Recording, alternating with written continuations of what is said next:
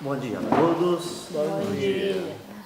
Bom dia, o pessoal de casa aí, né, também, que está nos acompanhando.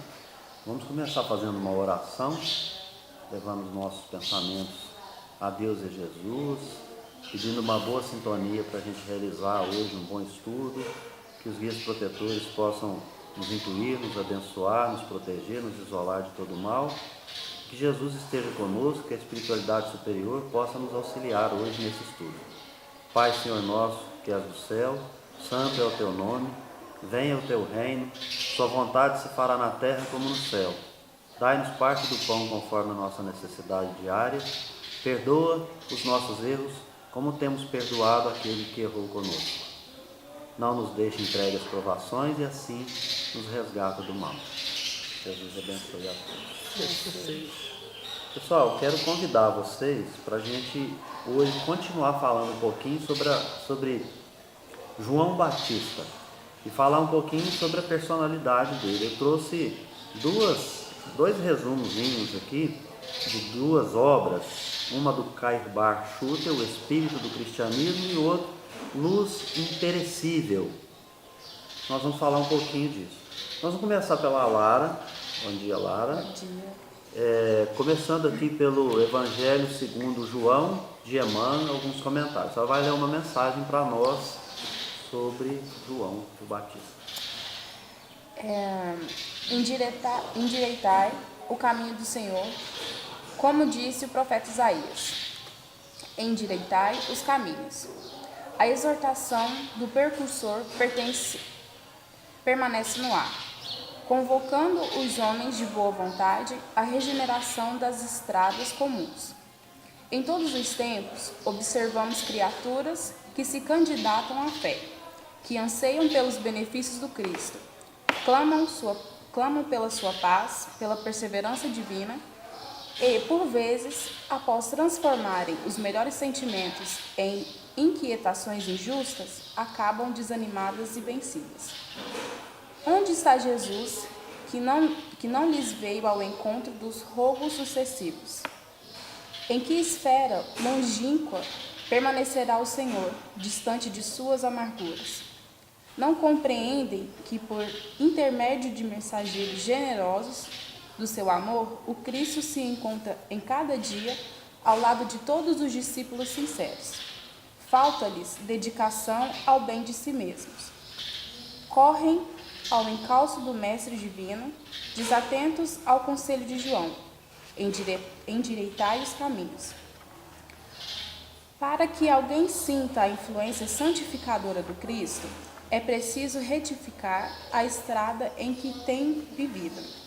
Muitos choram em veredas do crime, lamentam-se nos resvaladouros do erro sistemático.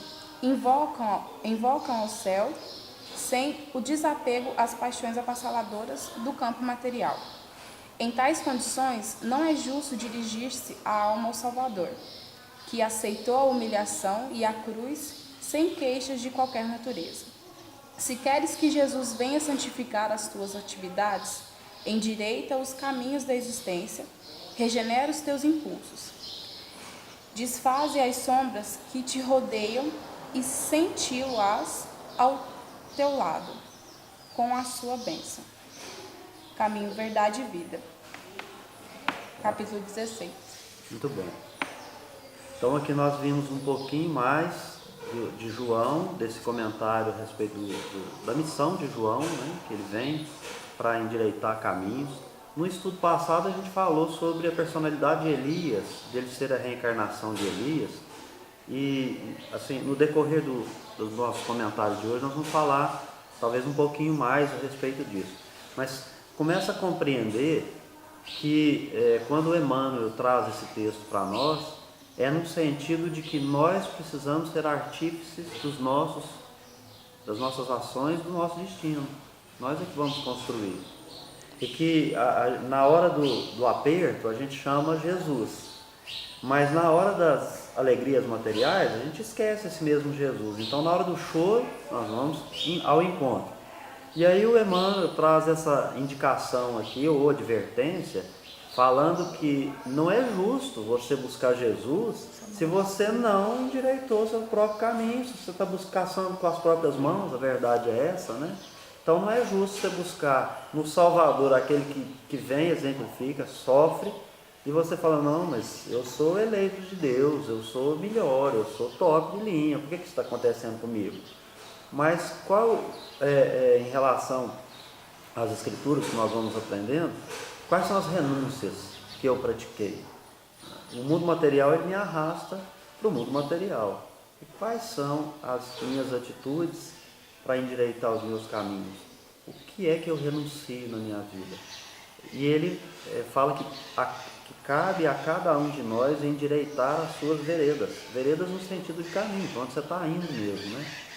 Queria pedir para o Carlão, bom dia, Carlão. Bom dia. O Carlos Freitas aqui conosco, para fazer a leitura do João Batista segundo esse dicionário que está em suas mãos.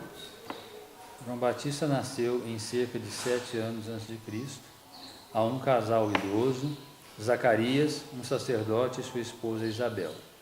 Cresceu até a idade adulta no deserto da Judéia, Lucas 1:80, onde recebeu sua chamada profética em cerca de 27 depois de Cristo, Lucas 3:2. A opinião em que seu período no deserto foi passado em associação com a comunidade de Qumran, ou um grupo semelhante a essênio, deve ser tratado com cautela, mesmo que isso pudesse ser comprovado. Foi um novo impulso, aquele que o levou a sair para habilitar para o Senhor um povo preparado, Lucas 1:17.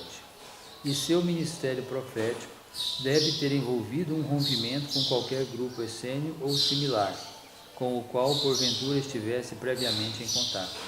Depois que o espírito da profecia desceu sobre ele, imediatamente sua fama se espalhou como um pregador que conclamava o arrependimento nacional. Multidões se reuniam para ouvi-lo falar, e muitos de seus ouvintes foram por ele batizados no Rio Jordão, sob confissão de pecado. Sua atitude para com a ordem estabelecida em Israel era de radical condenação. Já está posto o machado à raiz das árvores, dizia ele. Mateus 3:10, Lucas 3:9. Ele denunciava os líderes religiosos do povo como descendência de víboras e negava que houvesse qualquer valor no simples fato de alguém ser descendente de Abraão. Um novo começo torna-se necessário. Já chegara o tempo de conclamar a nação inteira para dentre ela preparar um remanescente leal que estaria pronto para a iminente chegada daquele que viria e para o julgamento que ele executaria. João pensava e falava a respeito de si mesmo como um mero preparador do caminho para aquele que viria, pois era indigno, conforme declarou, de realizar para ele o serviço mais humilde. Enquanto o próprio ministério de João era caracterizado pelo batismo assinalado pela água, o ministério daquele que viria teria um batismo assinalado pelo Espírito Santo e pelo fogo. Essa é um pouco da história de João Batista. Nós vamos então aí percebendo uma personalidade, um reconhecimento do seu próprio tamanho. Ele conseguia reunir milhares de pessoas ao seu redor, e ninguém consegue reunir milhares de pessoas ao redor à toa. E ele dá a demonstração da sua sapiência com relação ao tamanho espiritual. Eu sou indigno, virá um após. Eu estou preparando o caminho aqui. Então ele convida para uma ação, e Jesus depois vai convidar para uma outra, indicando um outro caminho, né? Já que nós estamos compartilhando alguns textos aqui, e aí para a gente poder comentar, a fala é livre. Nós vamos falar sobre a nossa personalidade, sobre nós, que é o momento dos nossos próprios testemunhos, e nós vamos falar sobre a personalidade de João. Aqui nessa obra do Espírito do Cristianismo, o Kair Bar Schutter fala sobre o sinal de superioridade de João. Mas ele faz alguns comentários aqui e eu vou tentar passar aqui, não na totalidade, mas ler um pouquinho. E à medida que vocês quiserem comentar, fica à vontade, pode parar, a gente para e fala sobre quem quiser, quem tiver a intenção de falar. Então ele busca alguns textos de Marcos, de Lucas, de Mateus e faz um comentário sobre a superioridade de João. E ele diz assim: a pretensão ao mando, a pretensão à superioridade, a pretensão ao principado é a causa das grandes derrotas pessoais e das perturbações sociais que constituem a crise desoladora que caracteriza os nossos dias. Em todos os tempos, a humanidade na política, na ciência, na religião, tem se ressentido desse defeito de caráter que deprime os homens. Todos querem saber mais do que sabem, pleiteiam lugares para os quais lhes falta competência e, cheios desse falso saber, desse falso poder que ilude sua acanhada visão, excomungam, desprezam, perseguem, caluniam, oprimem aqueles que não sancionam suas resoluções descabidas e mantêm pelo poder do ouro e da força bruta nações inteiras escravizadas ao seu regime de violências. Estou falando de alguma coisa muito antiga ou está atual isso? Não está atual? E vou fazer um comentário à parte. Eu uso óculos, apesar de eu não usar óculos, vocês não me verem com tanta frequência com óculos, mas eu uso óculos principalmente para dirigir, principalmente para olhar à distância, e hoje já é necessário, dependendo do tamanho da letra que nós vamos usar, tem que usar óculos para perto e para longe. E vai chegando um ponto que a gente não convive sem o óculos. O que é o óculos para nós que temos a miopia, temos o astigmatismo?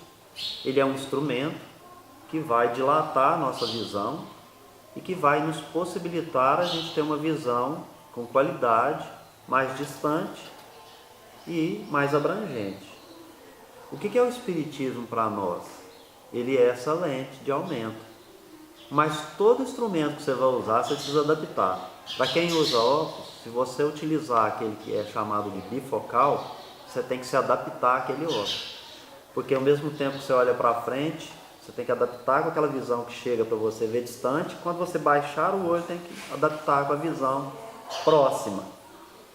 É um instrumento. O Espiritismo é esse mesmo instrumento. Então, de que maneira nós vamos utilizar esse instrumento? Porque cada óculos ele vai se adaptar ao rosto de cada pessoa. Durante algum tempo ele vai tomar um formato do teu nariz, da tua orelha, o tamanho do teu rosto. Como é que nós vamos usar o Espiritismo para a gente observar isso? Porque a gente tem cometido os mesmos erros. Hoje, o que a gente percebe é que são cometidos esses mesmos erros que a gente acabou de falar aqui, principalmente na religião. E antes da gente começar a gravar, a gente falava sobre as pessoas que seguem pessoas e as pessoas que querem ser seguidas.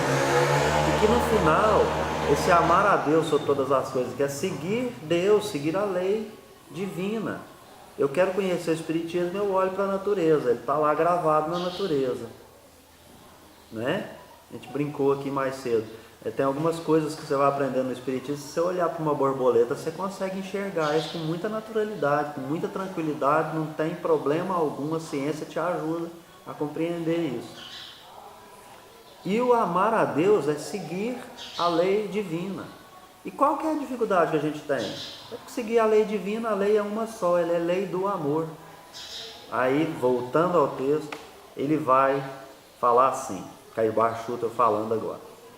Jesus, o grande revolucionário que veio proclamar a liberdade na terra, que veio valorizar os homens pelas suas virtudes e pelo seu real saber, não podia sancionar a superioridade sem méritos, nem estabelecer a primogenitura de nenhum Jacó trocada por um prato de lentilhas. A seus discípulos, entre aqueles que queriam segui-lo, disse: porque o Filho do Homem também não veio para ser servido, mas para servir e dar a vida em resgate de muitos. Para melhor esclarecimento ainda do seu pensamento, o mestre figurou os hóspedes à mesa de um hospedeiro este o servias com solicitude de um criado, de modo que na aparência o hospedeiro era o menor de todos que ali se achavam, mas na verdade era o maior, porque era dono da casa. Qual é o maior? Quem está à mesa ou quem serve? Não é quem está à mesa, mas eu estou no meio de vós como quem serve. Outra coisa nós aprendemos nessa lição: ninguém pode mandar sem saber fazer, porque a condição essencial de quem manda é também fazer, mandar fazer e fazer mandando. O que manda, seja como o que serve. O que manda, seja como o que trabalha.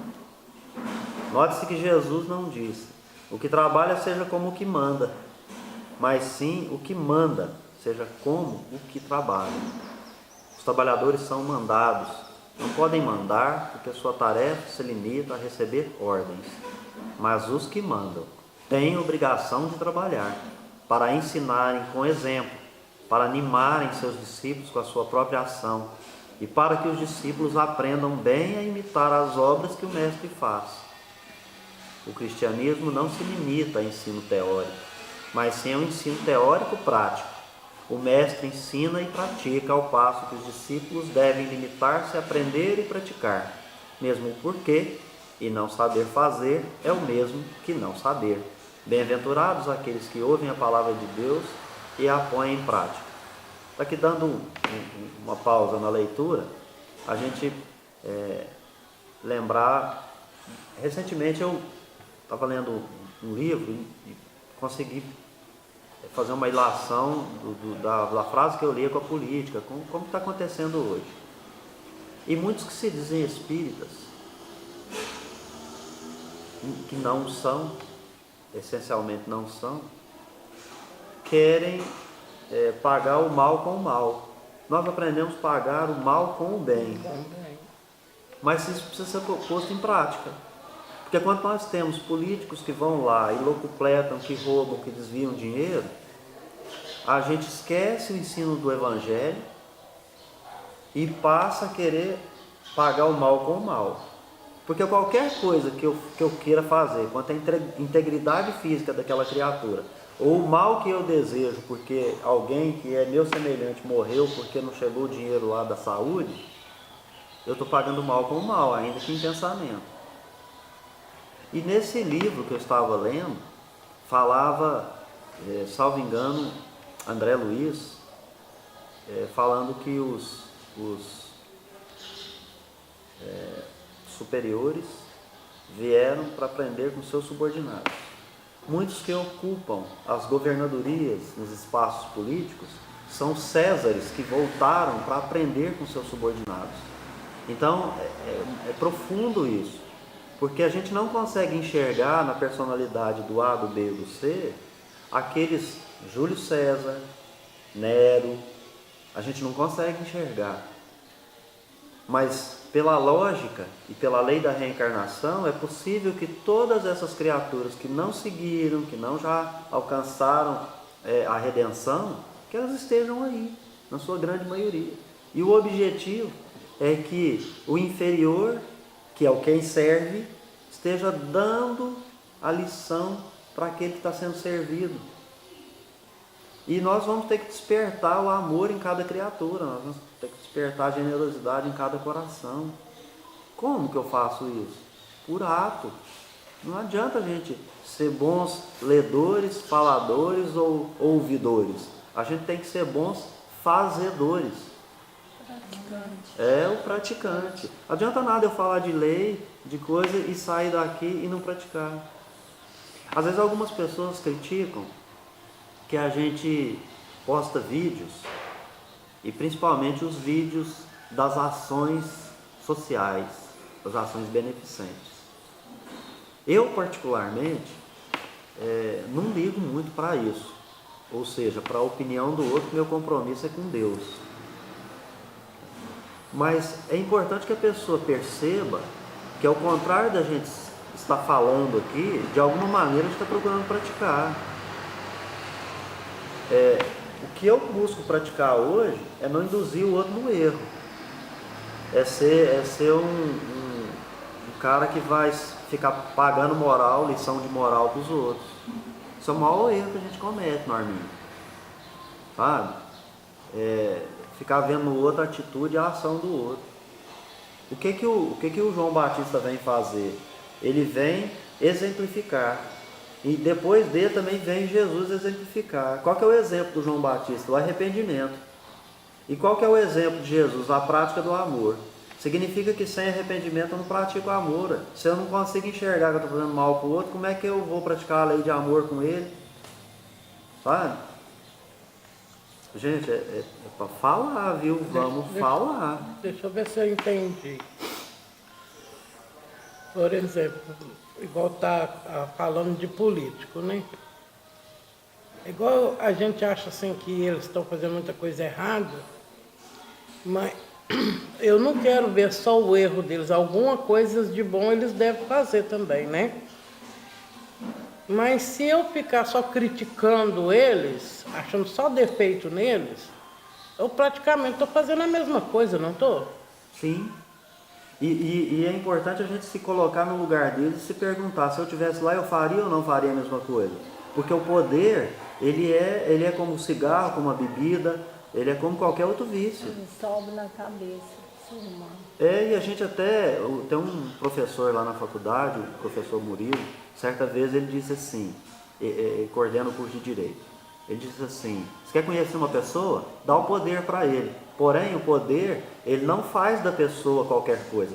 O poder apenas revela o que essa pessoa quem é a pessoa, né? Então, revela. Então, como nós sabemos que somos legião, né? Lembra quando Jesus pergunta para aquele espírito quem ele era? Ele fala, meu nome é legião porque somos muitos.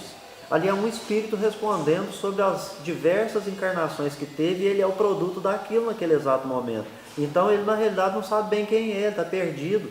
Né? E qual a misericórdia da gente com quem está perdido ou quando nós mesmos estamos perdidos e precisamos de misericórdia? Mas é como a gente disse aqui no princípio, a gente busca Jesus só no momento da aflição. No momento da aflição. Mas a gente não se oferece a Jesus para endireitar o caminho, para o arrependimento. Né? E o bom disso daí é que essa parte, ela se encaixa no dia a dia da gente no trabalho.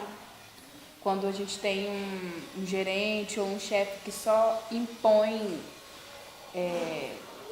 atitude ali, ó, faz isso, faz isso, faz isso, sendo que ele próprio não está mostrando como fazer, ele só exige trabalho.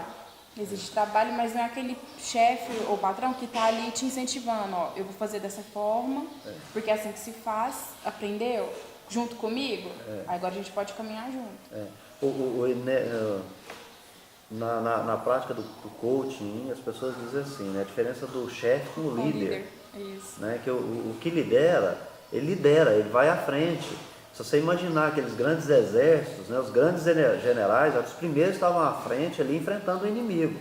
É claro que é um exemplo, né, de sangue e tudo mais, mas o líder é esse que vai à frente e faz. Mas tem um líder bom e tem um líder ruim, né? Não, aí é o chefe.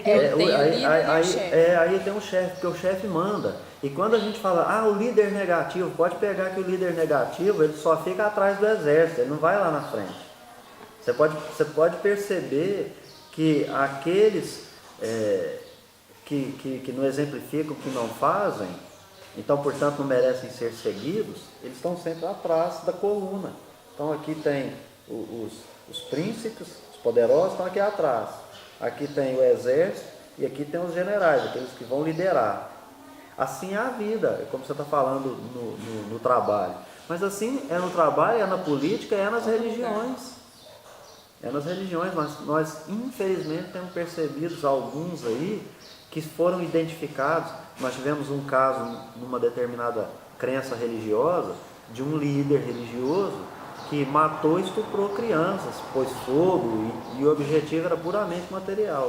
Nós não temos o direito de identificar aquele líder religioso com a religião e nem com a crença. Sabe? E nem dizer assim, tá vendo, os fanáticos que eles fazem, porque fanático e fundamentalista é outra coisa, ele não é religioso. O religioso, é como você disse, ele pratica. É muito interessante isso, porque tem gente que fala assim, eu sou espírita não praticante.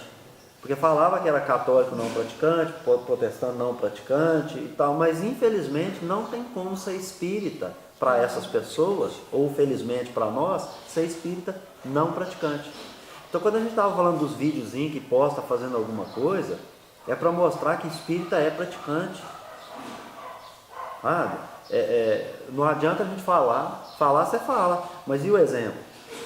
Porque eu estou vendo assim, expositores de renome internacional, bacana, ótimo, estão lá falando, estão desenvolvendo o trabalho deles com mérito, eu os respeito, mas é importante nós vermos essas criaturas no dia a dia, sabe? No dia a dia. Porque eu acredito, por exemplo, estou dando apenas um exemplo, viu pessoal? Vamos lá, assistir uma palestra do grande Divaldo Franco. É ótimo. Mas eu também acho que é ótimo também quando a gente vai lá na Mansão do Caminho e vê ele alimentando 3.500 criaturas ali. Porque esse exemplo vai arrastar. Né? Então. Aí ele continua aqui, para a gente retomar então o texto. Em face de tudo isso, que valor cristão tem os títulos que dão primazia ao clero das igrejas, desde o simples padre até o sumo pontífice, o papa?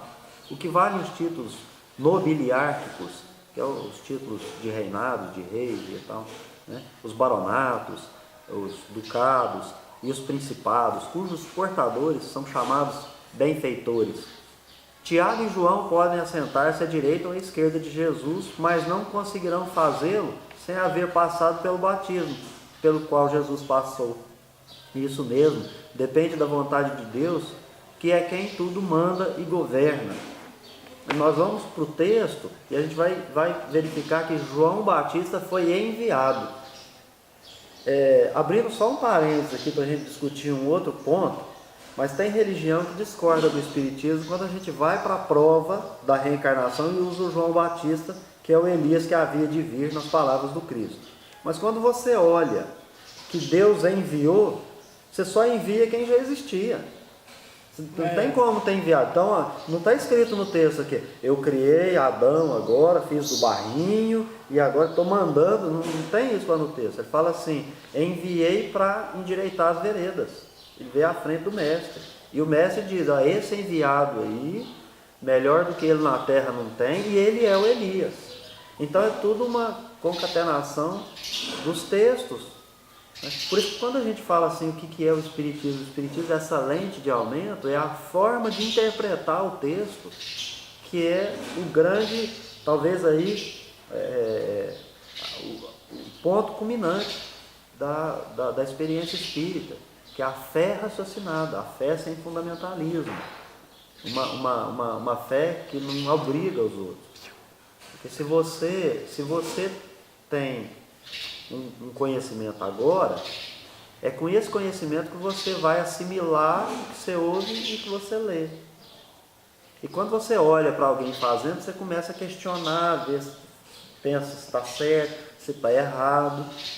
Dá o valor na palestra aqui. Se você quer mudar o outro, primeiro você tem que mudar o seu.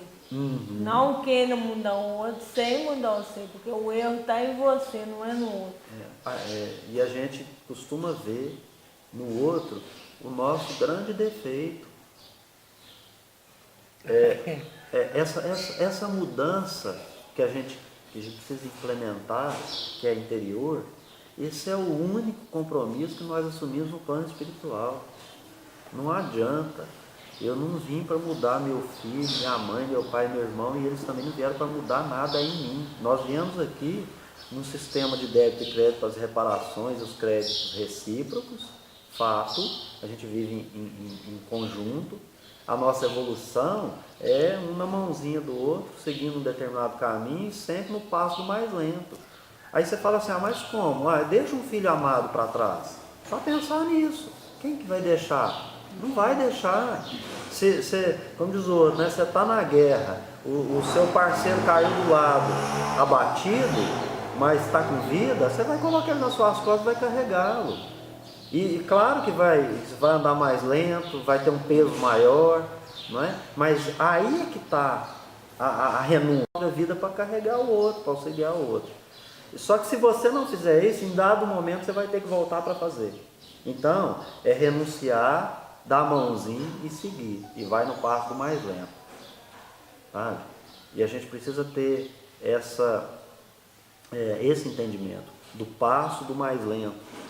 Porque, como você acabou de dizer, eu não vou mudá-lo, eu tenho que esperar aumentar a velocidade dele na medida que ele vai tendo vontade, ele quer andar mais rápido, então ele vai tendo as suas formas, né? Ele vai dando os seus pulinhos lá, ele vai tendo as suas maneiras de conseguir andar mais rápido. Mas isso, de certa forma, não atrapalha a sua evolução? Então, o que é evolução? Evolução, ela tem um momento individual, eu para comigo, e um momento eu enquanto pertencente à sociedade.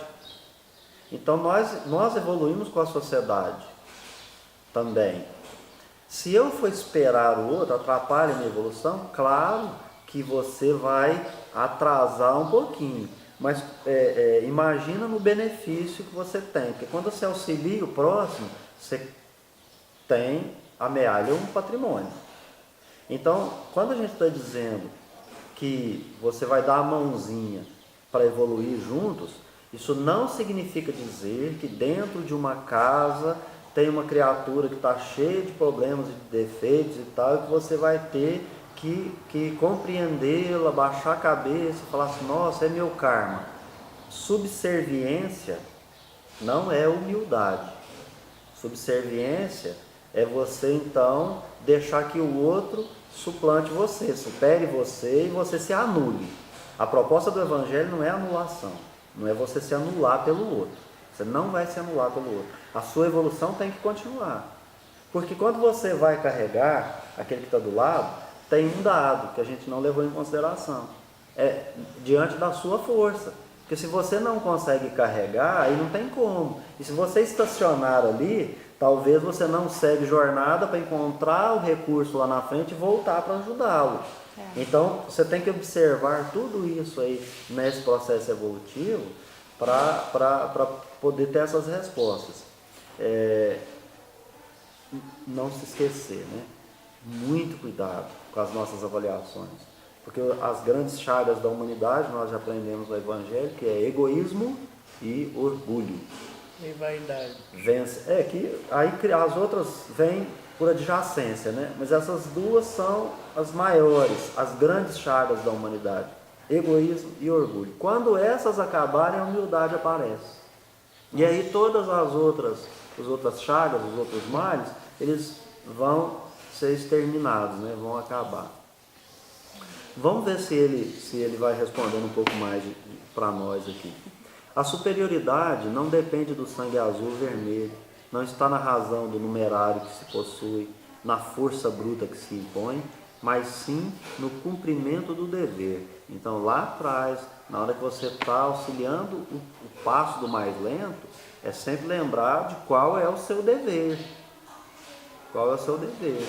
Você tem um grupo no qual você foi inserido, o familiar, o profissional, lá na escola, o grupo de trabalho, né, do centro evangélico, o grupo de assistência social que você se inseriu lá no seu grupo da sua crença religiosa, seja qual for, as atividades que a gente assume, né, Robertinho, quando a gente está lá num coralzinho que vai ter uma apresentação, então nós temos um compromisso em fazer bem, bonito, mas como? O nosso melhor, não é o melhor do outro que está do lado. Não é o melhor de quem está assistindo, é o meu melhor. É o que eu posso fazer dentro do cumprimento do meu dever, na proporção do trabalho realizado, do amor, da virtude em ação, em atividade. Porque que adianta ter qualidade, raspar minha cabeça e subir para o monte e virar um monge e não fazer nada pelo próximo, né? O amor, as virtudes, ela tem que estar em ação. Eu tenho que colocar esse sentimento em benefício do outro. E a gente vai ter que... hoje é domingo, nós estamos aqui. Nós estamos da nossa maneira, nós estamos tentando colocar esse amor em ação. Hoje a nossa tarefa é essa aqui. Semana que vem, tá lá o Arildo com a turma na sopa. A Odete não está sentada aqui porque está lá na equipe de sopa hoje, né? O Carlos no último domingo do mês, nós lá na sociedade no terceiro, sabe? Vocês pegando aquelas ações lá das galinhadas, fazendo a coisa, vendendo aqui, indo ali, a outra irmã que chega na distribuição da roupa, né? E por aí vai. Amor tem que ser ação. Não adianta falar que eu amo o próximo e não fazer nada pelo próximo. Nada, né? Você entendeu? Ou também fazer também por ostentação. A gente até está dizendo aqui de ações que fazem. A gente precisa lembrar que estamos no século XXI e que as pessoas têm que mudar hábito. Agora entramos numa era em que, não, peraí, não se pode falar. Não se pode ostentar. Você não pode querer amanhã ser agraciado com um título de nobreza, ou com título de cidadania, ou com a chave da cidade em qualquer lugar, ou com o nome lá na casa de sopa, né? Porque você fez alguma coisa. Esse não pode ser o meu objetivo, o objetivo nosso. A gente não pode querer isso. A gente não pode querer por vaidade, por ostentação. A gente precisa colocar o amor em ação, em cada um dentro do que você pode. Certa vez a Norma estava comentando isso conosco, né, Norma? A respeito de fazer, de precisar fazer. Faz o que pode na medida das suas possibilidades. Esse é o amor em ação. Jesus não pede nada além das nossas próprias forças. A gente foi inserido em determinados lugares para poder atuar ali. E enquanto a gente não corresponder àquilo que foi proposto para aquele lugar, você não segue jornada. Às vezes, essa é a questão. A gente está falando aqui assim, mas será que isso não atrapalha o nosso processo evolutivo? Às vezes, a gente precisa observar, né, usando essa lente do raciocínio, da fé para aquilo. Por que eu estou nesse trabalho? Por que eu convivo com essa pessoa? O que ela faz? Como são as ações dela? Porque hoje, quando eu sofro alguma coisa de alguém, eu não penso naquilo que a pessoa está fazendo. Eu fico pensando nas minhas encarnações passadas, com relação do que eu já possa ter feito para estar recebendo algo parecido. É claro que não é a mesma coisa, né? Não é porque alguém morreu apedrejado lá atrás e eu taquei a pedra, que agora exatamente eu vou morrer por pedra. Mas eu vou ter um tipo de morte que é a mesma coisa. Porque hoje, quais são as pedras que nós atiramos? Falar mal de alguém, falar mal da honra de alguém, né? Reparar, exato. Levantar a calúnia, tá sempre criticando. A língua fere às vezes mais do que uma pedra tirada, com né? certeza. É aí que entra a fé praticando. Às vezes, o ser humano pensa que doando algo está ajudando a pessoa. Não, às vezes aquela pessoa necessita de uma fala, ou de uma palavra amiga, uma palavra que levanta muita coisa. E um bom dia, a pessoa já alegra o coração. Isso é o que devemos fazer. Não, às vezes a pessoa não precisa de uma roupa, não precisa de um calçado, precisa apenas de um bom dia para ele. Levantar o humor, levantar o auge que está dentro dele, que a gente tem e é para atribuir para o outro ser humano. Isso é tão verdade que você está falando, porque há diversidade de formas de se fazer caridade. A caridade de ouvir, talvez ela é uma das maiores caridades e é que nós menos praticamos. Eu gosto muito de lembrar isso para mim, que a gente gosta de falar mais, ouvir menos, mostrar que sabe mais, aprender menos. Então, assim, nós temos muito que observar as possibilidades de colocar a virtude em atividade, de colocar as virtudes, né? A sabedoria que se conquista, pois os que se exaltam serão humilhados e que se humilham serão exaltados. Precisamos entender, não com a ideia de interpretação aqui, para falar assim, não, vamos interpretar para o nosso ladinho aqui, não é isso não. Precisamos entender que esses se exaltam serão humilhados, né? Muitos que utilizam ações para ter benefício pessoal, de poder, da vaidade, do egoísmo, sabe? Dessas questões. Então, eles seria nesse sentido aí os que se exaltam. Porque o valor do indivíduo não está no cargo que ele usurpou do outro, o seu mérito não consiste na família de quem ele faz parte, não é do dinheiro que ele tem pelos meios mais ou menos ilegais. O mérito é produto da atividade, do trabalho contínuo, da bondade de coração, da exaltação, do raciocínio, finalmente da elevação espiritual. Nisto é que consiste o verdadeiro sinal de superioridade. Então, esse sinal de superioridade ele está presente na personalidade de João, presente mesmo. Aqui, algumas passagenzinhas, né? Agora falando diretamente dessa personalidade de João, que vem para preparar, para endireitar as veredas, né? Aí o Cairbar comentando diz assim: hoje como ontem, o homem não tem valor pelo que verdadeiramente vale, mas sim pelo que mostra que vale. O povo não tem um reto juízo, julga pelas aparências. O hábito é que faz o monge. A vestimenta, os ornamentos, a aparência exterior é que caracterizam sábios, sacerdotes, gênios, missionários. E não é assim? A gente não faz isso? A gente é incapaz de ver naquele que está com trajes mais sujinho, mais surradinho, um gênio ali. Acho que um exemplo que aconteceu lá no meu trabalho, já usando pelo lado profissional. Tive 2 alunas lá que tiveram um atrito, né? Aí uma das alunas, porque uma outra estava rindo de um acontecido que teve lá, ela falou assim: tá olhando pra minha cara e tá rindo por quê?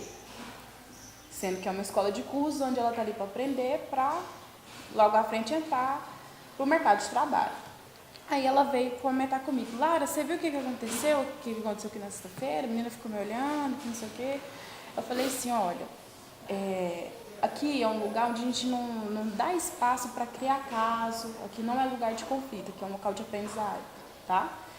Suponhamos, você é uma menina que sempre conversa comigo sobre querer se melhorar para conseguir um bom emprego na hora que completar a idade. Aparência não julga caráter.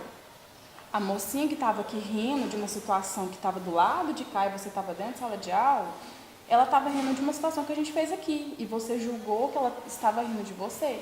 Você saiu lá de dentro da sala e veio brigar com a menina. Como a aparência não julga caráter, e se essa menina fosse uma pessoa que veio aqui para procurar pessoas para trabalhar? Você simplesmente olhou e julgou algo e iria brigar com a mulher que poderia te dar um trabalho. Então, você tem que levar isso para a vida. Não adianta você julgar,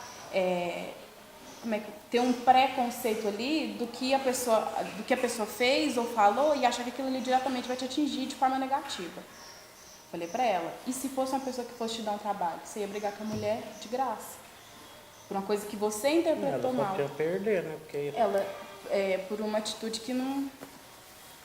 Mas no século XXI a gente continua julgando as pessoas pelas aparências, sabe? Uma atitude que faz aqui, um erro que faz ali. E aí a gente volta naquela ideia de se colocar no lugar.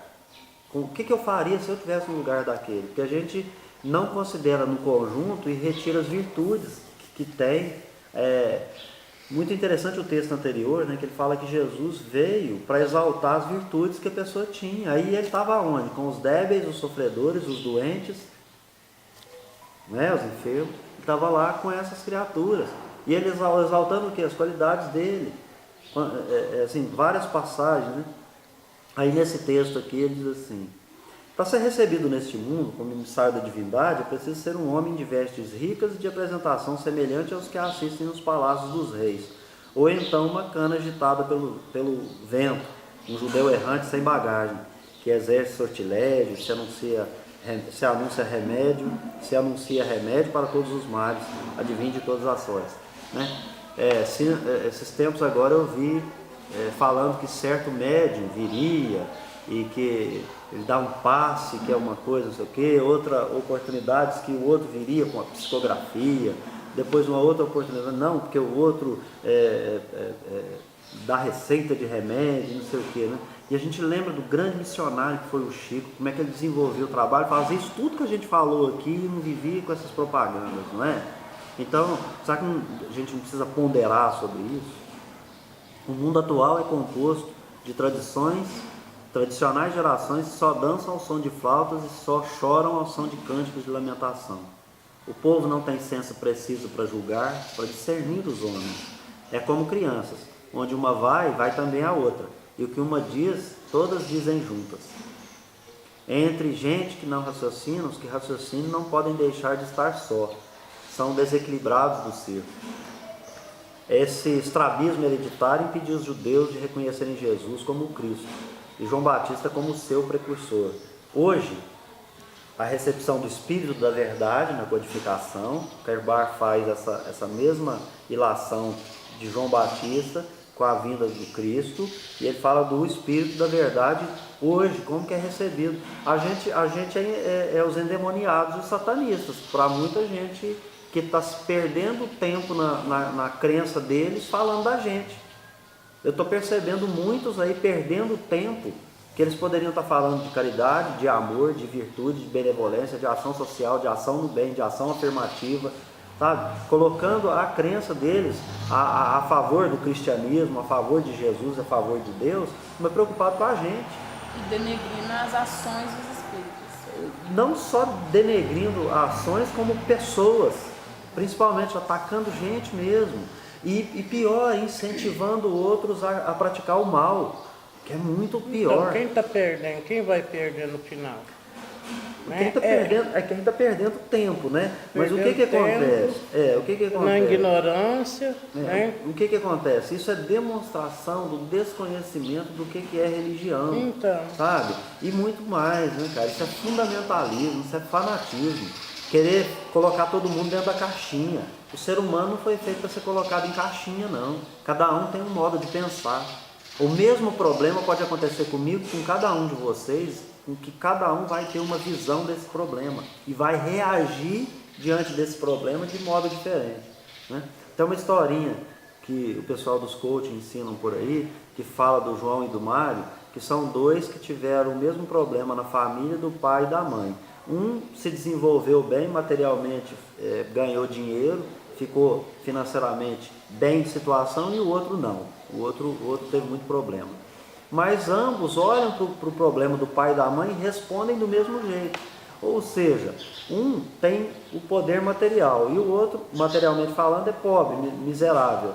Mas ambos são infelizes, porque enxergam no problema a mesma coisa. Pessoalmente são infelizes, materialmente um até conseguiu sucesso. De alguma maneira ele conseguiu superar materialmente.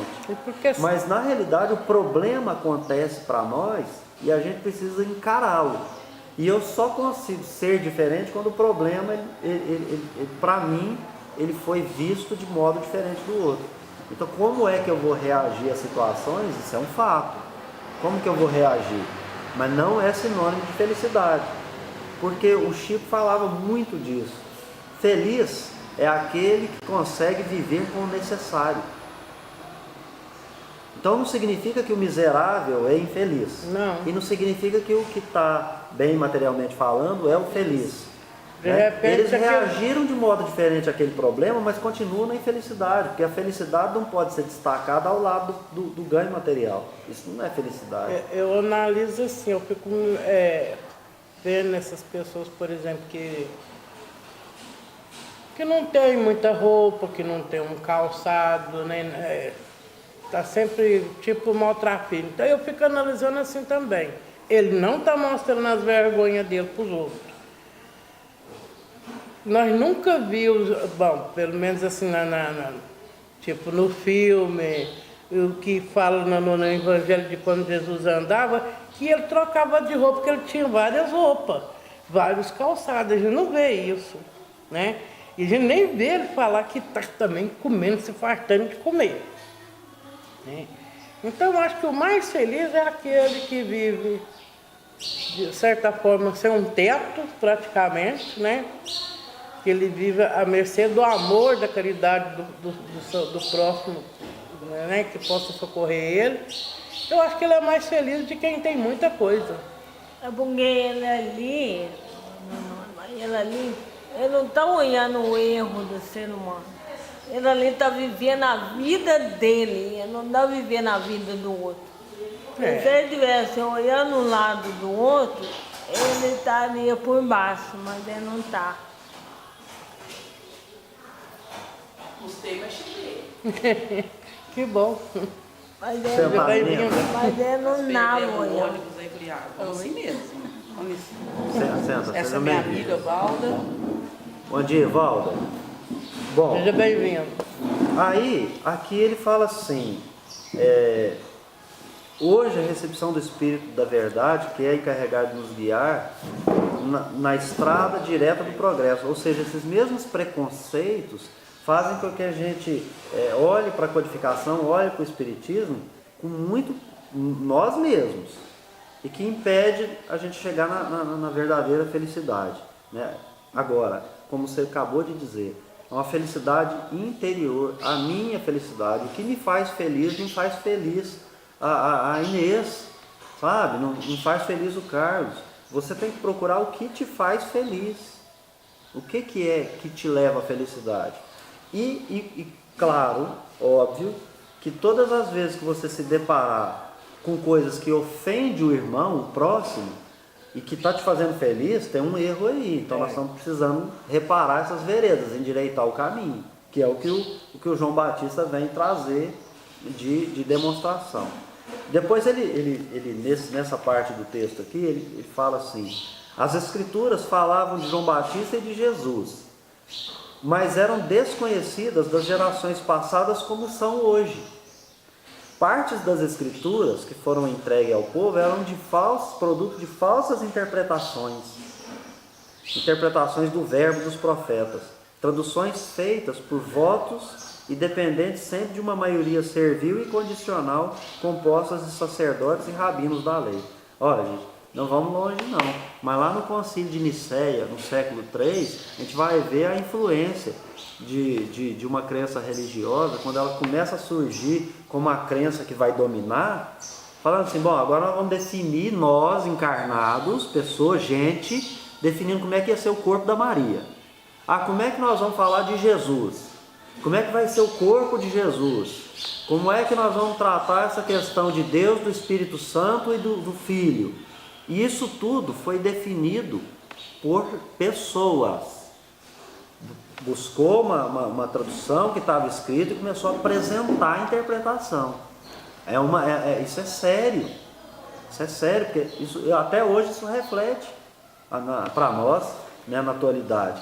Enfim, aí ele vai dizer assim: as partes das Escrituras entregues ao povo eram de falsas interpretações.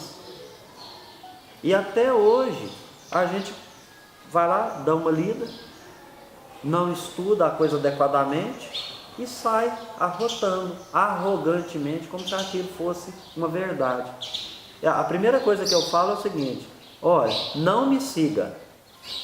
Porque o primeiro mandamento é amar a Deus, então é seguir a lei divina. A lei divina é o amor. Então você não precisa saber nada de escritura. Se você estiver praticando o amor, você está seguindo o que Deus determinou. O modelo e guia no Evangelho, questão 625, o modelo é Jesus. Mas tem dirigente, tem pessoas no Espiritismo mesmo, vamos falar da gente, que quer ser seguido, que quer ser modelo, sabe? E que aí já começa a brigar entre si, né? Determinado palestrante, eu já não gosto dele, aí na minha palestra eu já falo mal aqui, e você começa a enxergar, porque o pensamento é forma. A pessoa pode não falar o nome do outro, mas na hora que ele fala alguma coisa, a mensagem vai e você sabe, ele está falando do fulano, está falando do Beltrano. E funciona dessa mesma característica. Aí que entrou o estudo, a fala de quarta-feira aqui. Que cada um vem aqui para tomar um passo. Aí ele vai e fala, não, eu quero tomar um passo com tal irmão. Aí eles falam aqui na frente que não é assim. Todos os irmãos que estão transmitindo o passe é um trabalhador, o guia espiritual que está transmitindo o passe é o mesmo, cada um, ele não vai mudar de pele, de nada, é um espírito só. ele vai nas meninas, fluido bom uma pessoa. Não é a pessoa querer escolher o trabalhador que representa o dia, falar que ele vai transmitir melhor do que o outro, não é. Porque todos são iguais. Falou aqui quarta-feira. Não é para a pessoa escolher, não. Ah, eu vou tomar passe com fulano, porque esse ciclano aí eu não quero. Não é isso. De repente esse ciclano, o Beltrano, às vezes nem está com a concentração que precisava estar. Como é que fala o Arildo? Sintonia. Né? Sintonia. Às vezes a pessoa nem está sintonizada, só. E aí? Está aqui, o pensamento dele está lá, Varginha, sei lá mais para onde, Mas né? o que isso significa dentro do texto? A gente que está querendo escolher A, B ou C, ou falando de A, B ou C, ou fazendo coisas, né, que não condiz com virtude, né?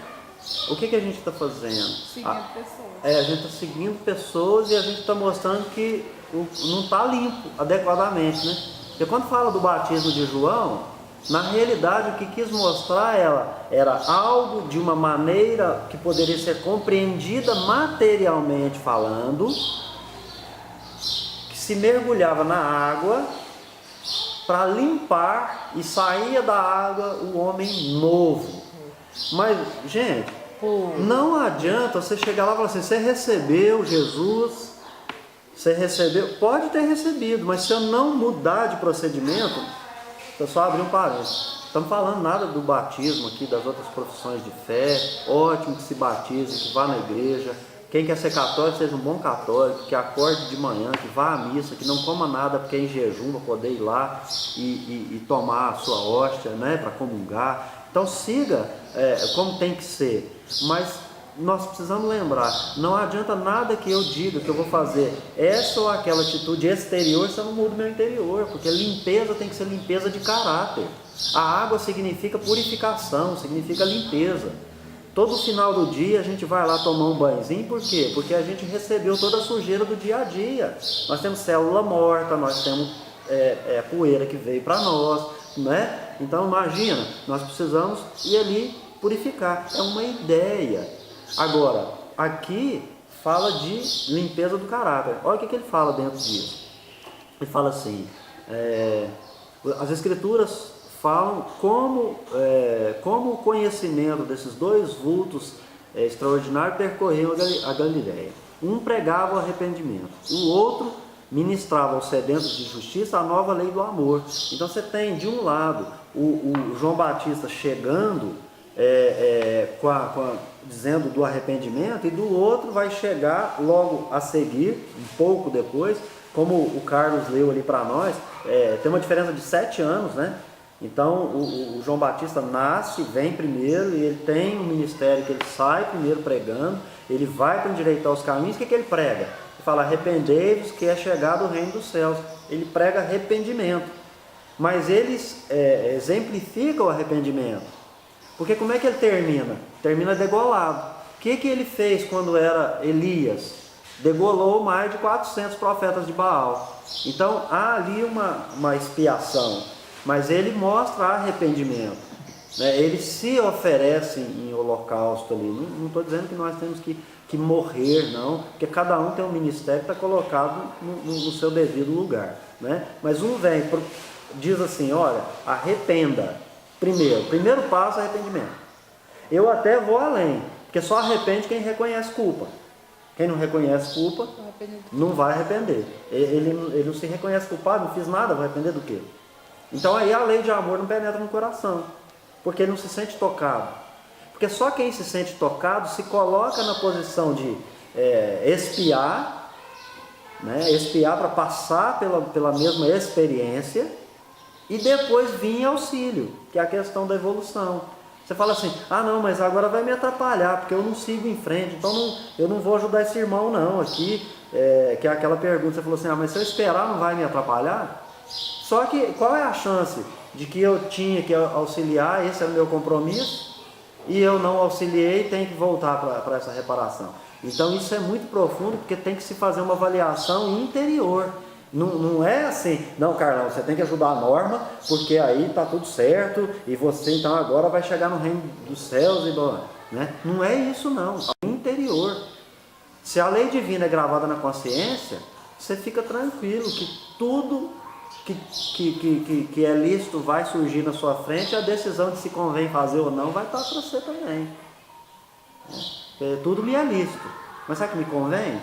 Então essa avaliação do me convém é você, no seu momento evolutivo, naquele exato momento no qual você está inserido, seja numa família, num trabalho, numa religião, num centro espírita, numa atividade, enfim, né? Aí ele vai falar assim: a personalidade de João Batista, que foi classificado por Jesus como o maior de todos dentre os nascidos de mulher, destaca solenemente por sua austeridade, no modo de anunciar o grande enviado, chegando a atrair multidões a si, que convictas da sua superioridade moral e espiritual, convertidas para uma vida superior, em sinal de mudança de situação, a que eram levadas. Entravam no Jordão, limpando-se das máculas e gafeiras do homem velho, de lá saíam limpos do corpo, para simbolizar a limpeza da alma, a que aspiravam a uma vida de progresso e perfeição. Então, aqui duas qualidades que a gente fala assim, tá, como que vai ser o seu batismo? Porque o batismo de João foi um, o batismo de Jesus foi outro. Apesar de eles terem passado pela água, Jesus fala do batismo de sangue dele, quando ele vai ser crucificado como o Cordeiro, né? Então ele fala disso também. Porque quando a mãe de Tiago e João fala a respeito de um sentar à direita e o outro à esquerda, ele fala assim, olha só que o batismo que eu vou sofrer, eles podem sofrer. Agora, definir quem senta aonde, isso é com Deus. Mas o que ele está dizendo? Você vai encarnar na onde Deus quer que você encarne, ponto final. Tem um propósito para a sua existência. E à medida que você vai evoluindo, você vai sendo colocado nos meios adequados para você desenvolver o seu trabalho, né, em relação aos outros. Mas aí é assim que eu acho importante. Porque muitos de nós queremos ser ou aparecer alguma coisa. Mas a maioria quer parecer ser alguma coisa. Para estar numa situação de uma figura de João Batista, é necessário austeridade, que ele classifica como superioridade moral e espiritual. Superioridade moral e espiritual. Aí volta lá naquele texto anterior que a gente comentou aqui. O que adianta eu querer fazer, falar algo, se eu não faço? Já dizia o velho e bom Tiago, fé sem obras é morta. Então não adianta nada falar, ouvir, sabe? Ler. Vamos colocar isso em mente. A gente precisa ser fazedores, ledores, ouvidores, né? Escutadores é muito importante, mas fazedores. O amor tem que estar em ação. O amor é ação, né? E eu só consigo isso quando ele fala o homem velho, todos esses preconceitos que vocês citaram aqui agora. Querer entrar na Câmara de Paz, escolher o médium, né? Ou chegar na casa espírita e escolher a tarefa, o trabalho, né? E sempre que o outro, não, esse aqui, o Carlos agora é o líder aqui, agora ele que está coordenando o centro, aí a gente começa a criticar. Mas na hora que fala assim, então você quer ser Beto, você vai tomar o... Não quero não. Por quê? Porque é mais fácil tacar a pedra. Ser vidraça ou ser apedrejado, se colocar na situação não é muito simples, né? E aí aqui ele vai falar de uma série de situações, né? E ele fala desses preconceitos, da não aceitação até hoje da palavra do carpinteiro e da palavra daquele que estava lá no deserto, porque se vestia, né, com peles de camelo e comia gafanhoto e bebia o mel, né? Então ele fala aqui, ele termina dizendo assim: o moderno farisaísmo, os fariseus é aqueles que estavam sempre contra Jesus. O Evangelho fala assim, sempre assim, né? Tentando-o. Mas o moderno farisaísmo não cessou ainda a sua ação. E aqueles que trabalham pela divulgação da verdade não lhe devem ignorar as investidas que continuam, para que prevaleçam suas maldosas intenções. A geração futura nos pedirá conta do trabalho que fizemos e oxalá ela não nos incrimine de imperícia ou de falta nos deveres que nos foram confiados. Essa última parte dessa obra do Cairbar, ela é bem reveladora e ela nos convoca a fazer exame de consciência. Se eu quero me tirar essa veste velha e me vestir da veste nova, né? Jesus fala numa passagem sobre a libré, né? Desse grande casamento, há um banquete, e ele fala assim: mas quem que é esse convidado? Esse convidado aqui não era para estar aqui. Por quê? Porque ele não está vestido adequadamente. E tem gente que começa a falar assim: tá vendo como é que Jesus discrimina as pessoas? Você está vestido, ó. Você tem que ir lá paramentado, com uma roupa bacana. E quando a gente fala daquela lente do óculos do Espiritismo que ele traz para nós, eu particularmente leio esse texto e cada um faça a reflexão que achar adequada. Mas eu leio esse texto de Jesus falando dessa libré, dessa veste, como o processo de sucessivas reencarnações. Eu, para ser espírito puro, tenho que ter purificado a minha alma. E vai ser, como é uma grande festa, é um grande casamento, porque as falas no Evangelho falam da prostituição, do adultério. Então é uma comunhão mesmo. Aquela comunhão de Jesus com Deus é casamento.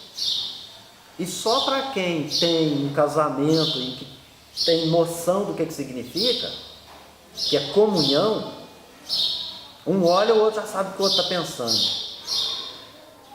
Nós vamos entender esse grande banquete, essa grande festa.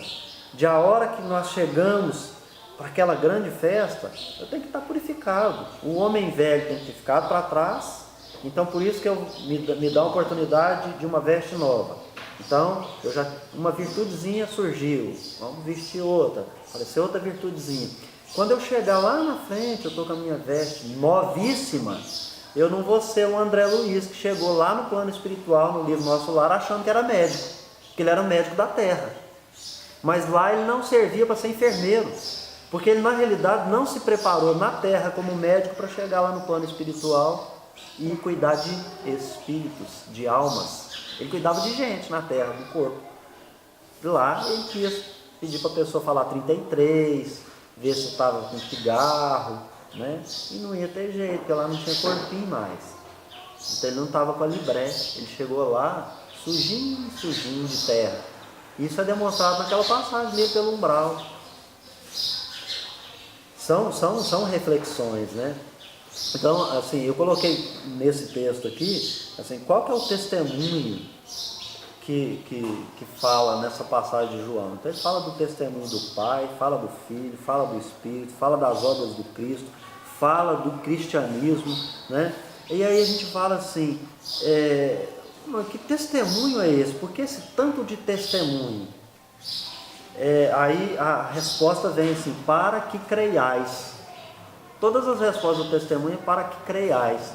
Eu assisti uma palestra do Haroldo, certa oportunidade, o Haroldo Dutra Dias, e ele falou assim: fé é crer naquilo que eu não posso tocar. Então o testemunho é para que creiais, porque o testemunho é do outro. Então eu não posso tocar a ação do outro, eu posso me transformar e agir como tal dentro da minha possibilidade. Então, muitos falam assim: Jesus é modelo e guia. Como é que eu vou agir como Jesus? Então eu tenho que fazer o que Jesus fez? Não, eu tenho que agir como Jesus no lugar que eu estou. Seja Jesus na sua casa, com o irmão que está do lado, com quem está dormindo do lado, com mamãe, papai, vizinhozinho ali que está do lado. É com esse que você tem que ser Jesus, velho. A cruz ali vai ser fictícia.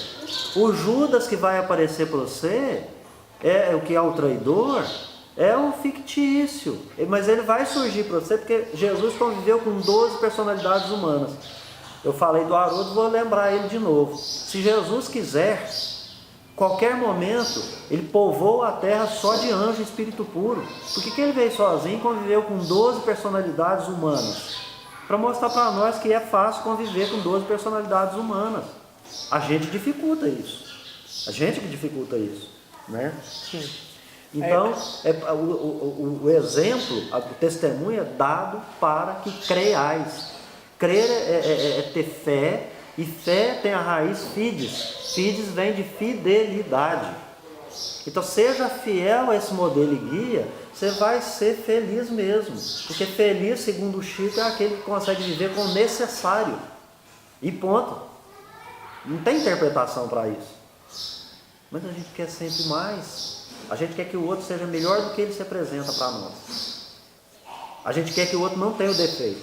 Mas a gente quer que o outro conviva com o meu defeito. Ou talvez a gente se sente melhor do que o outro. Não, talvez não, é certeza. Nós nos sentimos melhor a todo instante. Eu sempre quero ser mais. Não, Eu quero ser melhor, eu quero saber mais, eu quero ser... Você viu, né? Como é que ela chegou aqui hoje? Então, toda hora falando assim, fulano precisa fazer isso, precisa fazer aquilo. Tô te né? falando. Destruída. Não é? Olha, então, aqui agora, e já mesmo pra gente então, pode falar, viu gente?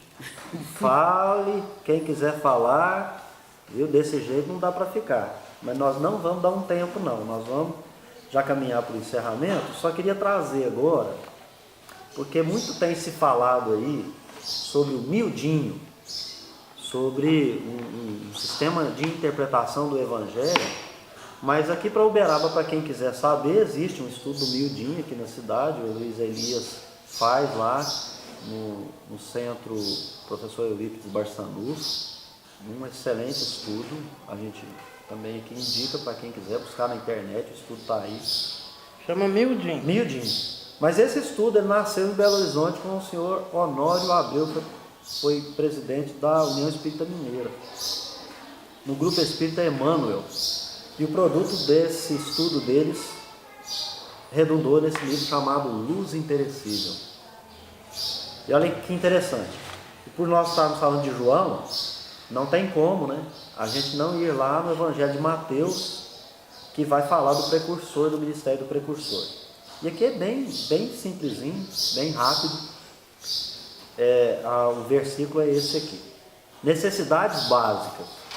E este João tinha o seu vestido de pelos de camelo e um cinto de couro em torno de seus ombros, e alimentava-se de gafanhotos e de mel silvestre. Caracterizou o João para nós. Características. Você consegue, por essa descrição, mentalmente fechar os olhos e ver João na sua frente.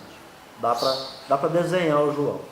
Mas essas referências, como nós aprendemos com essa lente do Espiritismo, que faz com que a gente tenha uma visão pormenorizada em profundidade, que é aquele cego curado por Jesus, que é curado em 2 tempos, o Espiritismo também está curando a gente em 2, 3, 10 tempos, vários tempos.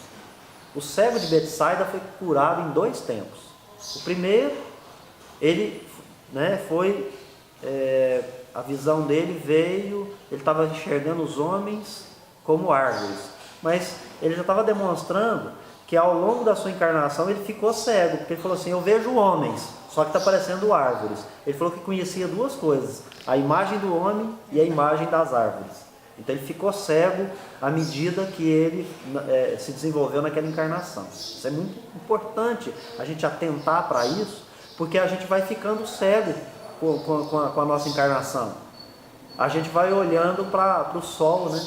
E quer ficar fitando o sol muito tempo, isso nos cega. A gente às vezes não consegue olhar para alguma treva e conseguir enxergar nessa treva. Ora, o João, ele é visto por nós, às vezes só com essa característica. Nós vamos tentar usar o Espiritismo para enxergar um pouquinho melhor o João. O segundo tempo da cura de Jesus com o cego de Betsaida, ele já conseguia ver ao longe e em profundidade, pormenorizadamente. Então ele já conseguia enxergar características. Não, esse é homem mesmo, tem olhinho, boquinha, tem cabelinho, esse aqui tem cabelo, pouco cabelo, muito cabelo, grisalho, velho, adulto, novo, ele já via em profundidade e ele conseguia particularizar, ele já conseguiria descrever. Usando essa lente do Espiritismo, que nos possibilita isso, mas nós não podemos deixar de falar. Jesus sempre nos diz que é para quem tem olhos de ver. Porque não adianta pegar o Espiritismo e ler tudo e falar assim, então, gente, eu acabei de ler hoje os 632 livros, e amanhã eu vou ler mais 50, se aquilo que eu li não servir nada para mim e eu não aplicar na minha vida. Então, cada coisa que a gente lê tem que ser aplicada. Então, usando essa lente, a gente vai tentar extrair alguma coisa dessa veste de João, né? E aí, claro que eu vou me socorrer no estudo pronto, né? Eu não sou bobo nem nada, vamos usar o pronto. E aí ele começa, olha o que é o miudinho. Para quem não sabe, funciona da seguinte maneira. Começa assim, e este João. E ele vai analisar essa expressão, e este João. Por que este João? Porque é uma referência a este João, não a outro João. Mas eu particularizei este João. Então, a turma explica assim.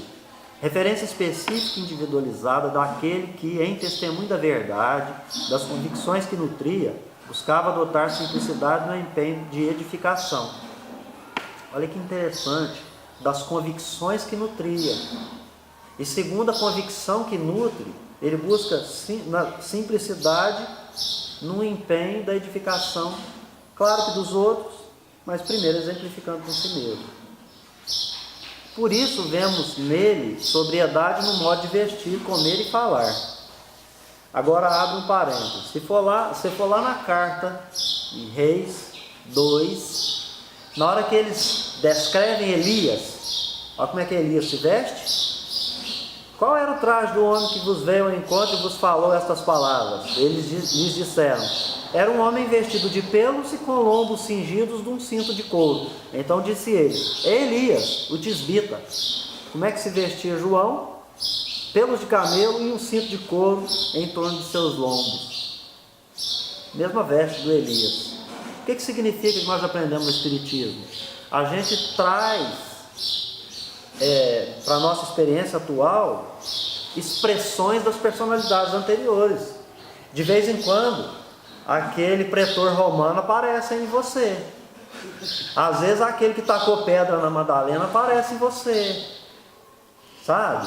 Às vezes aquele sacerdote que falou assim, herege, não quer entender o que eu estou falando, não, então vão queimar, aparece em mim. De vez em quando eu estou querendo queimar um pouco. Aí por isso que a gente volta agora. Espero que você não queira queimar eu. Não, eu não quero queimar ninguém. Nessa aqui a gente não queima, não corta a cabeça mais, já estamos melhorando. Graças a Deus. Porque diz assim, revivendo experiências cultivadas da reencarnação anterior. A gente revive todo instante experiência da reencarnação anterior. Qual que é o nosso problema de passar batido? É o olho de ver, é visão em profundidade e pormenorizadamente. Só que em vez de eu querer enxergar o que está lá na frente, eu fazer uma introspecção, fechar o olhinho e olhar para mim mesmo, para saber quando é que eu estou agindo com uma personalidade que não me pertence. Porque tem hora que eu tenho que falar para mim, sai de mim que esse corpo não te pertence. Eu falo. Porque tem hora que eu estou agindo como fundamentalista, como fanático. De repente você entra para uma palestra que não tem nada a ver, a pessoa está falando algo lá, você quer doutrinar a criatura. Não é por aí, não podemos fazer isso. E este João ainda é bem presente na individualidade, que adota o esforço de mudança interior. Então, para nós aqui, o que é este João? Este João é aquela encarnação passada que se apresenta na individualidade atual como aquele que ainda persevera na mudança de caráter, na mudança de atitude, na mudança de ação. Que mudança eu quero para mim? Mas tranquilo, se tem um cara lá que tem misericórdia, está esperando a gente já 2018, mas ele pegou a gente ameba, princípio inteligente, mônada celeste, semeando na terra, quer dizer, a gente veio para evoluir primeiro no reino mineral, e Jesus está aqui conosco desde o princípio até hoje, né? Então ele vai dizer que nós precisamos recuperar essa personalidade, mas primeiro ser tolerante consigo mesmo. Quando Jesus fala assim, ama ao próximo como a ti mesmo, ele está dizendo que primeiro é importante se amar. Se você não se ama, você não se perdoa, você não perdoa os seus erros, né? E a gente não, quer apontar o dedão para a experiência sexual do outro, para a vida que ele vive com a família. Poxa, você imagina? que ali tem um Filho de Deus que, como nós, ele errou naquela aparência. Mas quantas vezes nós matamos, empurramos alguém, né, no precipício de uma outra maneira? Porque a gente provocar a queda moral do outro é muito pior.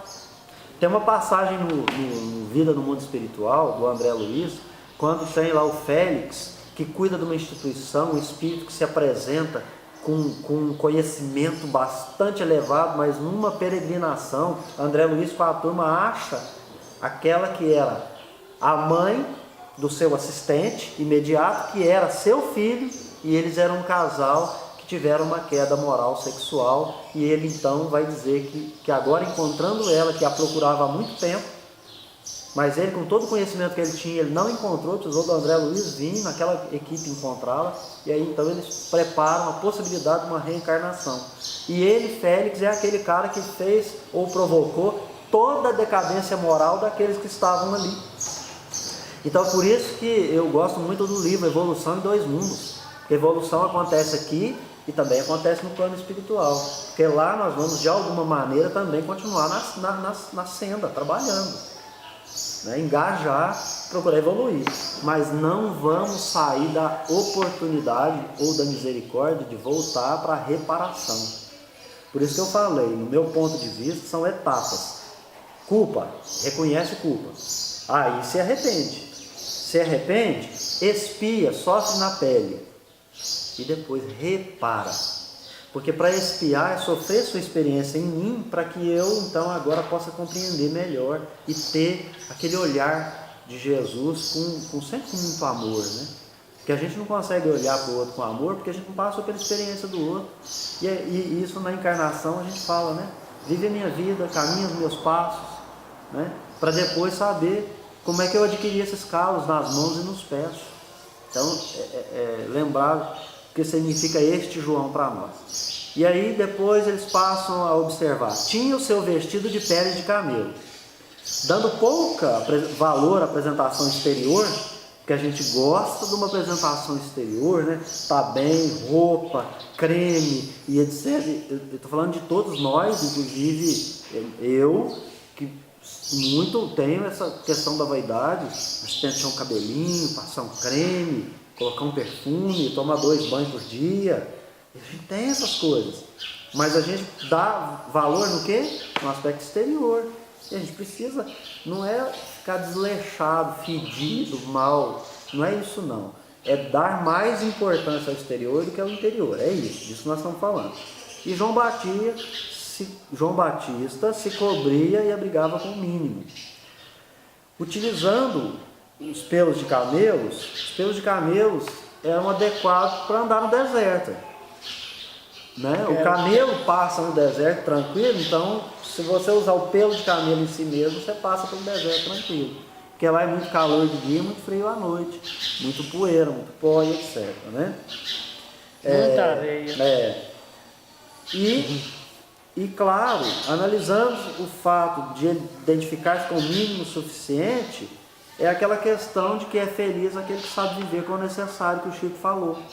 Porque esse é o nosso processo de reeducação. Aí depois, por fim, aqui, ele diz assim, e um cinto de couro em torno de seus lombos. Esse cinto de couro aí vai representar a verdade, que você tem que cingir seu lombo. Por quê? Lá em Paulo, ele fala assim, na carta aos Efésios, capítulo 6, versículos 10 e 11. No demais, meu irmão, fortalecei-vos no Senhor e na força do seu poder. Revesti-vos de toda a armadura de Deus. Deus é amor, que vem mandando seus missionários para nós. Ele envia seu Filho amado que diz assim para nós, eu sou a verdade. Jesus diz que é a verdade. O Espiritismo fala que o Espírito da verdade, então, o que eu preciso cingir o meu lombo? Com a verdade. Porque não é conhecereis a verdade vos libertará? Então eu preciso estar cingido com a verdade. O cinto de couro em torno dos seus lombos assegurava a sua fortaleza. Nos revestirmos da verdade, do conhecimento em cada momento espiritual, na nossa elevação, de acordo com o nosso com a nossa encarnação atual, eu vou assimilar o conhecimento possível, que o meu intelecto permite, naquela situação na qual eu fui colocado. Então não é o conhecimento do gênio, mas é o conhecimento necessário, porque é o necessário que te faz ser feliz. Então, se a verdade, você conhecendo, ela te liberta, então vamos devagarzinho. O que eu posso conhecer agora? O que o meu preconceito agora me oportuniza um processo de mudança, de limpeza, de modificação? E aí a última frase: ele se alimentava de gafanhotos de mel silvestre. Naquela época tinha uma planta que chamava gafanhoto. Ah, era uma planta, não era o bicho? O bicho também. Tinha a planta era uma planta com uma folha gordinha, que também podia ser usada como alimentação. Mas também tinha o gafanhoto. Como é que eu sei se é a planta ou se é o gafanhoto? Hoje ainda, aquela comunidade ainda pega aqueles gafanhotões e torram ele e comem como alimento. Certo? Então pode ser que não era a planta, que ele realmente comia o gafanhoto, porque é um modo de alimentar na atualidade, certo? Né? 21 eles ainda tem essa situação lá de usar o gafanhoto como alimento, que é o inseto. Né?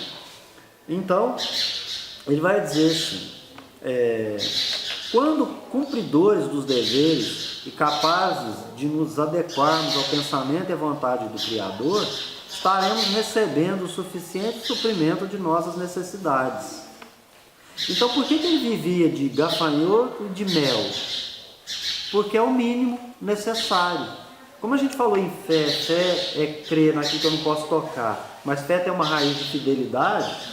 Tem hora que a gente baqueia mesmo, a gente fala, não vai dar certo, Deus está demorando, que a gente está com uma pressa danada, e a gente também não procura viver com o necessário. E o necessário é o suficiente. Eu tenho 2 pés. Eu não consigo calçar 4 sapatos. Então. Mas eu só tenho um rosto. Se eu for enchendo ele de coisa,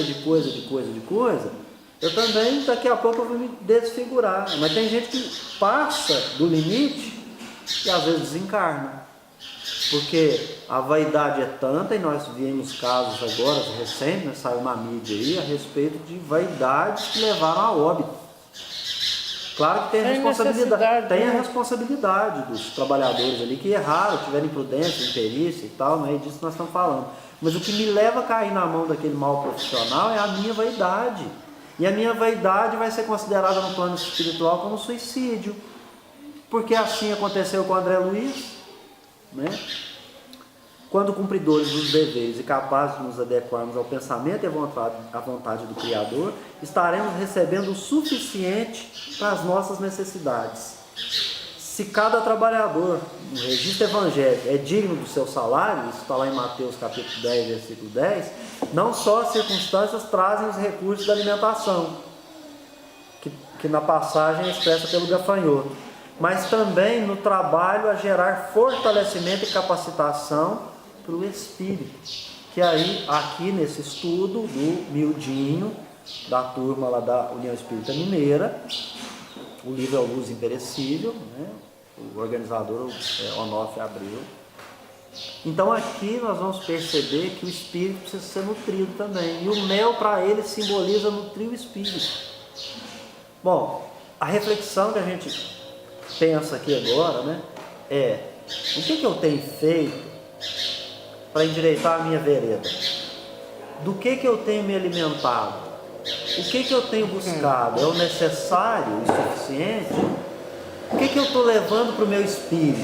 O que eu estou oferecendo para o meu espírito? Porque também naquele outro momento nós falamos disso, da fé sem obras, né? Do amor que não movimenta, de não adianta nada ficar falando aqui se eu não for praticar alguma coisa.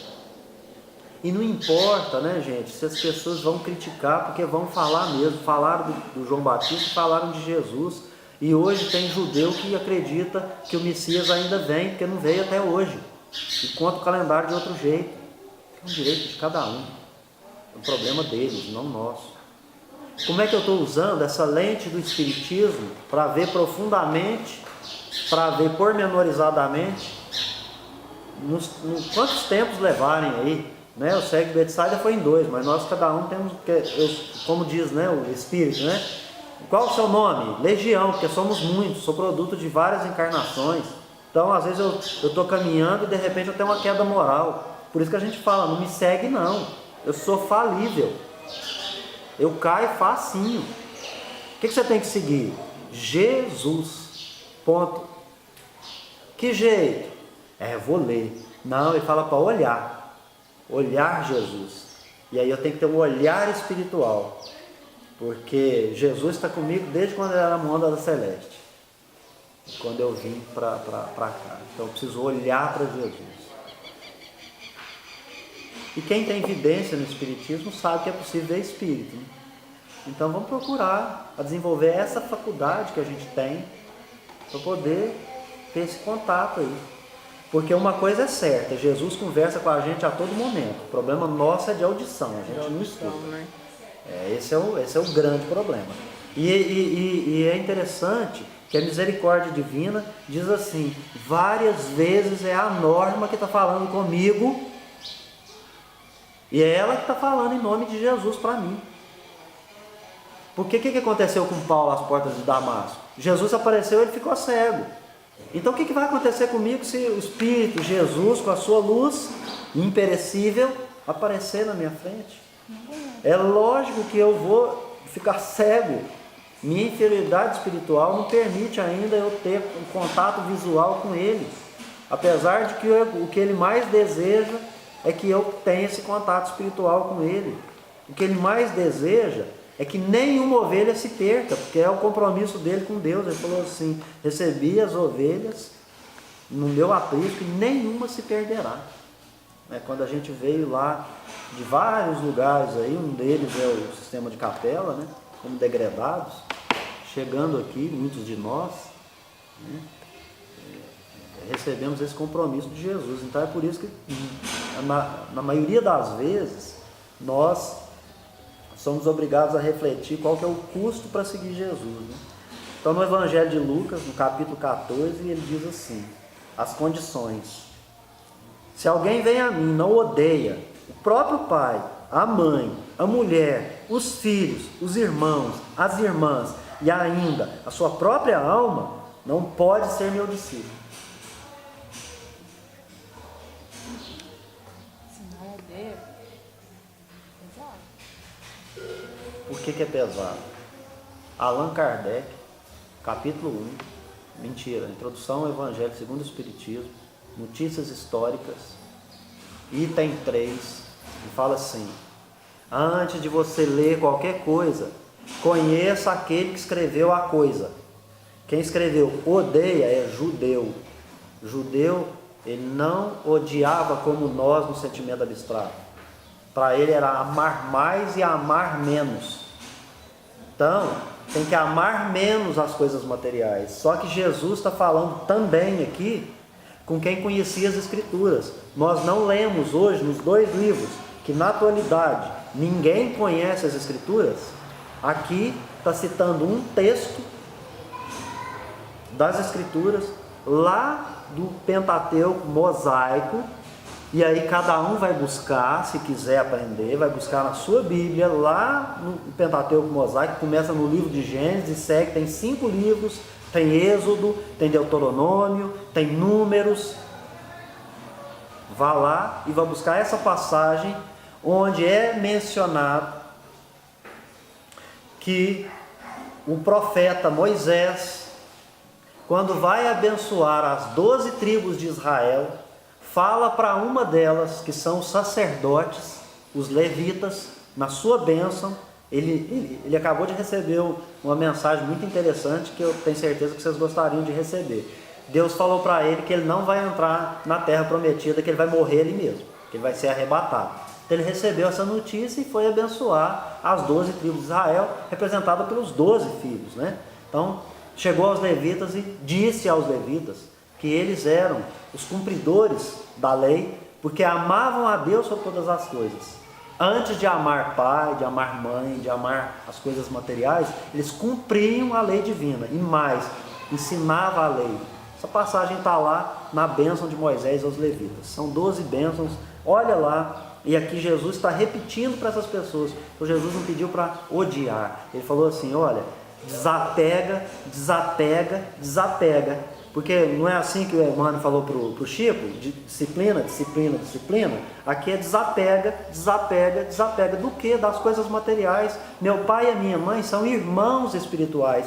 Então usa a lente do espiritismo para enxergar pormenorizado e profundamente.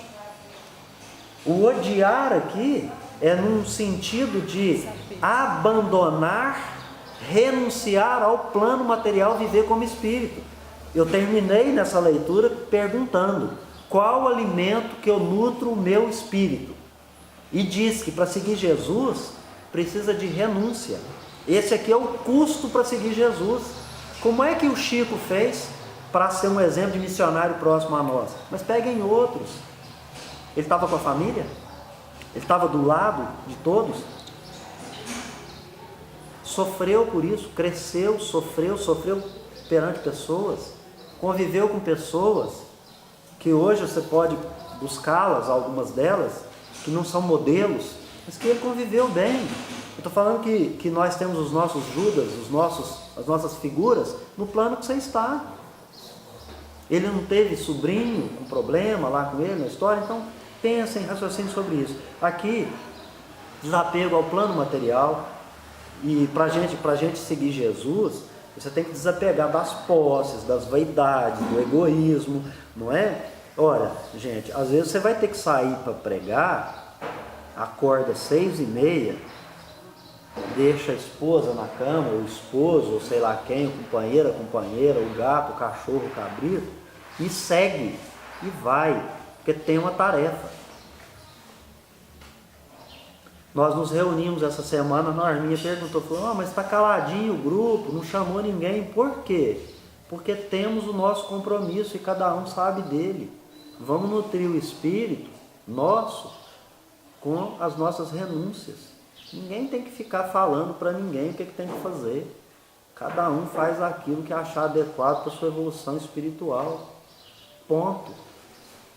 Claro, obviamente, que nós precisamos lembrar que aqui uma palavra odeia contrapõe, quando eu penso no ódio, àquele que disse amar a Deus sobre todas as coisas, amar o próximo como a ti mesmo, e que veio pregar a lei de amor. Então nunca ódio pode ser o ódio que eu penso no século XXI com a definição do dicionário. Tem que ser um ódio, ou palavra que traduziu isso, para aquele povo, para aquela época, para aquele tempo. Daí aquela questão das falsas interpretações, porque eu tenho certeza que tem muita gente pregando ódio, cortando cabeça, queimando gente hoje no século XXI por ódio, falando mal dessa, daquela crença por ódio, mas um ódio mesmo, sentimento de que o outro não presta, não vale, não quer e não merecia existir, ainda que eu seja uma criação de Deus, mesmo que o outro não goste de mim. Mesmo que eu cometa todos os crimes. Por isso que fala. É fácil amar seu amigo, difícil é amar seu inimigo. É lógico, só que o inimigo meu, eu preciso entender o que causou, o que eu fiz para ele ser meu inimigo. Porque você chega em determinados lugares, como nós somos energia, que a energia a gente usa a palavra assim, não bateu. O outro fala assim, meu santo não bateu, meu anjo não bateu, e o espiritismo fala assim, as energias não se comungaram, não houve um laço fluídico. Quando você vai tomar um passe e chega ali na câmara, porque nós precisamos entender o irmão também que não quer tomar o passe daquele outro, por quê? Porque não fez o laço fluídico, e ele não tem estratégia para usar ali, ele não sabe usar. Eu uso sempre o abraço. O abraço para mim funciona muito, principalmente com as pessoas que eu não gosto. Se eu não gosto, ou se eu nutro qualquer situação, por qualquer motivo, então eu vou me aproximar, vou abraçar, eu vou tentar essas estratégias para criar o laço. Agora, é claro que os que você gosta, o abraço é muito mais apertado, parece que você não vê aquele irmão há séculos, milênios, e às vezes você viu naquela oportunidade encarnatória, mas é porque nós não nos vemos mesmo há muito tempo. A gente é legião mesmo, vivemos muitos, nos encontramos em várias batalhas, em vários momentos. Então, talvez assim, o que é mais importante para nós é a gente compreender as próprias falhas e não as falhas alheias. Eu acho que esse é o grande ensinamento de João, né? Alguém quer fazer algum comentário? Não? Então, eu vou... Eu queria falar um negócio. Pode falar. Mas não relacionado ao estudo aqui. Quero apenas fazer uma pergunta. Mas nós podemos então fazer o seguinte, a gente encerra, que aí a gente continua conversando, a gente vai tomar um cafezinho, pode ser? Tá. Bom, então eu queria convidar a todos para a gente poder agora fazer uma oração de encerramento, agradecer o estudo de hoje, né, pela oportunidade. E, enfim, de minha parte eu quero agradecer a vocês pela oportunidade e pela paciência, tá? Ô Carlos, você faz a oração de encerramento? Divino Mestre, Senhor Jesus, bondosos companheiros da espiritualidade, conosco neste trabalho, nós queremos agradecer a oportunidade de estarmos aqui mais uma vez, aproveitando esta oportunidade, onde nós entramos em contato com as verdades sobre os evangelhos, sobre os precursores que nos deixaram grafados, todos os conhecimentos que nos enriquecem, que fazem com que nós possamos abrir os nossos olhos, os nossos ouvidos, os nossos corações, para estarmos mais atentos àquilo que acontece na nossa vida, ao nosso redor, no nosso trabalho, na nossa particularidade, na nossa intimidade. E nós pedimos, Senhor Jesus, que nesses momentos finais deste estudo, nós possamos receber as benesses, para que possamos nos fortalecer mais um pouco, para continuarmos a nossa jornada, agradecendo muito esta oportunidade, Senhor, porque nós percebemos que quantas pessoas gostariam de ter uma oportunidade de ampliar seus conhecimentos, de adquirirem novos conhecimentos, e são impossibilitadas às vezes por N motivos. Nós pedimos, Senhor Jesus, que esta casa esteja sempre aberta para receber as pessoas interessadas em participar dela. Pedimos ao Luiz Sérgio e a todos os mentores desta casa, os companheiros espirituais, que recebam com bom grado os irmãos que até aqui vêm nas diversas atividades dessa casa. Pai nosso que estais nos céus, santificado seja o vosso santo nome, venha a nós o vosso reino, seja feita a vossa vontade, assim na terra como no céu. O pão nosso de cada dia nos dai hoje, Senhor. Perdoai as nossas ofensas, assim como nós perdoamos a quem nos tem ofendido. E não nos deixeis cair em tentações, livre-nos de todos os males, que assim seja. Que a divina luz nos acompanhe para os locais onde vamos e permaneça nesta casa hoje, amanhã e sempre. Assim seja.